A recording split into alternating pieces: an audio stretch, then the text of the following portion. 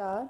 BA part second के first paper मानव भूगोल में हम जनसंख्या नीति के बारे में चर्चा कर रहे हैं और जनसंख्या नीति किसे कहते हैं, इसकी आवश्यकता क्यों पड़ी और विकासशील देशों की जनसंख्या नीति के बारे में हमने पिछले वीडियो में बात की थी। और आज की वीडियो में हम भारत की जनसंख्या नीतियों के बारे में चर्चा करेंगे।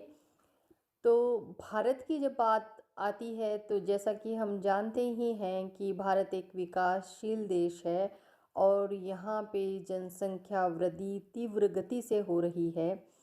और भारत में जनसंख्या नियंत्रण हेतु अलग अलग समय पे अलग अलग प्रकार की नीतियाँ रही हैं। वर्तमान समय में भारत की जनसंख्या नीति जन्म दर में कमी लाना, उच्च मृत्यु दर को नियंत्रित करना, जनसंख्या वृद्धि को रोकना एवं जीने की प्रत्याशित दर में वृद्धि करना आदि हमारी जनसंख्या नीति की मुख्य उद्देश्य हैं एक प्रकार से। इसी कारण भारत में विभिन्न राज्यों की सरकार एवं केंद्रीय सरकार प्रत्येक पंचवर्षीय योजना में जनसंख्या वृद्धि के नियंत्रण पर अधिक बल देती है। सर्वप्रथम भारत सरकार ने 1976 में राष्ट्रीय जनसंख्या नीति का क्रियान्वयन किया। इसके अंतर्गत जन्म दर को कम करने के लिए विभिन्न कृत्रिम साधनों के उपयोग पर बल दिया गया। भारत की जनसंख्या नीति में आर्थिक विकास एवं जनसंख्या नियंत्रण हेतु प्रत्यक्ष साधनों के उपयोग पर बल दिया गया है। आर्थिक विकास के कारण जीवन स्तर ऊपर उठता है।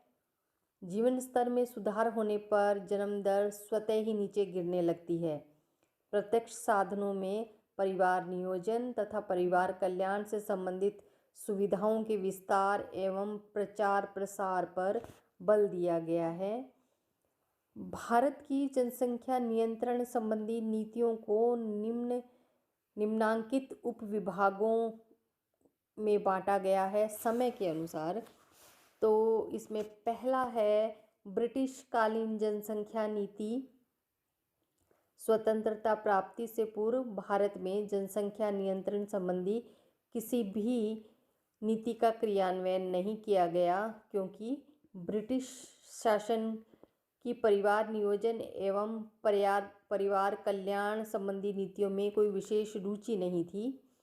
हैजा, मलेरिया आदि महामारियों के कारण उच्च मृत्यु दर होने के कारण 1921 तक जनसंख्या वृद्धि नियंत्रित थी। इसके बाद स्वास्थ्य सुविधाओं में सुधार के कारण मृत्यु दर घटती गई, जिसके कारण जनसंख्या तीव्र गति से बढ़ने लगी। इसके अतिरिक्त ब्रिटिश काल में सभी लोगों का केवल एक ही उद्देश्य था, स्वराज लाना। स्वतंत्रता आंदोलन के कारण परिवार नियोजन संबंधी कार्यक्रमों की ओर कम ध्यान दिया गया। 1930 में सर्वप्रथम ब्रिटिश सरकार ने दक्षिणी भारत में मैसूर राज्य में जन्म नियंत्रण क्लिनिक की स्थापना की, जो परिवार नियोजन के महत्व से लोगों को अवगत कराती थी। 1935 में गठित राष्ट्रीय योजना समिति, जिसका निर्माण भारतीय राष्ट्रीय कांग्रेस द्वारा किया गया था, ने जनसंख्या संबंधी निम्न तथ्यों की ओर ध्यान आकर्षित करवाया। पहला, जनसंख्या नियंत्रण के द्वारा ही जीवन स्तर में सुधार संभव है। दूसरा, राष्ट्रीय जनसंख्या नीति में परिवार नियोजन प्रमुख अंग होना चाहिए। तीसरा, विवाह के समय बालक बालिका की उम्र में वृद्धि। चौथा, संक्रामक रोगियों की नसबंदी अनिवार्य। और पांचवा, बहुपत्नी प्रथा की समाप्ति। अब हम आते हैं स्वतंत्र भारत की जनसंख्या नीति पे। तो स्वतंत्रता प्राप्ति के पश्चात 1949 में भारत सरकार ने भारतीय परिवार नियोजन संघ, family planning association of India की स्थापना की। इस संघ का कार्य परिवार नियोजन संबंधी साधनों के उपयोग हेतु जनता को सलाह एवं सुझाव देना था। 1951 में प्रथम पंचवर्षीय योजना का क्रियान्वयन किया गया। इसके अंतर्गत जनसंख्या वृद्धि के नियंत्रण पर अधिक ध्यान दिया गया। सर्वप्रथम परिवार नियोजन कार्यक्रम संपूर्ण देश में जनता की स्वेच्छा पर चलाए गए। द्वितीय पंचवर्षीय योजना के अंतर्गत भारत सरकार के स्वास्थ्य मंत्रालय द्वारा केंद्रीय परिवार नियोजन बोर्ड का गठन किया गया, जो परिवार नियोजन कार्यक्रमों के संचालन के प्रति उत्तरदायी था। स्वास्थ्य संबंधी सुविधाओं के विस्तार के कारण तीसरी पंचवर्षीय योजना तक मृत्यु दर में तो भारी गिरावट आई, लेकिन उस जन्म दर पर परिवार नियोजन कार्यक्रम की शिथिलता के कारण कोई प्रभाव नहीं पड़ा। चौथी पंचवर्षीय योजना से परिवार नियोजन एवं परिवार कल्याण कार्यक्रमों को समयबद्ध तरीके से क्रियान्वित किया गया। परिवार नियोजन कार्यक्रम के अंतर्गत कैफेटेरिया उपागम अपनाया गया। इस उपागम में प्रत्येक विवाहित दंपति को यह सुविधा दी गई कि वह अपनी सुविधानुसार परिवार नियोजन के लिए किसी भी साधन का उपयोग कर सकता है। भारत सरकार द्वारा 1972 में गर्भपात को कानूनी रूप से वैध घोषित किया गया। परिवार कल्याण कार्यक्रमों पर विशेष ध्यान दिया गया। इतना कुछ करने के बाद भी जनसंख्या वृद्धि पर विशेष प्रभाव नहीं पड़ा। 16 अप्रैल 1976 को भारत में राष्ट्रीय जनसंख्या नीति 1976 विधेयक संसद में पारित किया गया। 1976 की जनसंख्या नीति में परिवार नियोजन संबंधी कार्यक्रमों को अनिवार्यता से लागू करने का प्रयास किया गया था। इसी कारण इसे राजनीतिक इच्छा से लिप्त नीति कहा जाता है। इस कारण इसमें 28 अप्रैल 1977 को पुनः संशोधन किया गया। इसके अंतर्गत परिवार नियोजन कार्यक्रम को अनिवार्य घोषित करने का प्रस्ताव संसद में रखा गया, लेकिन राष्ट्रपति की अनुमति नहीं मिलने के कारण बाद में इसे रद्द कर दिया गया।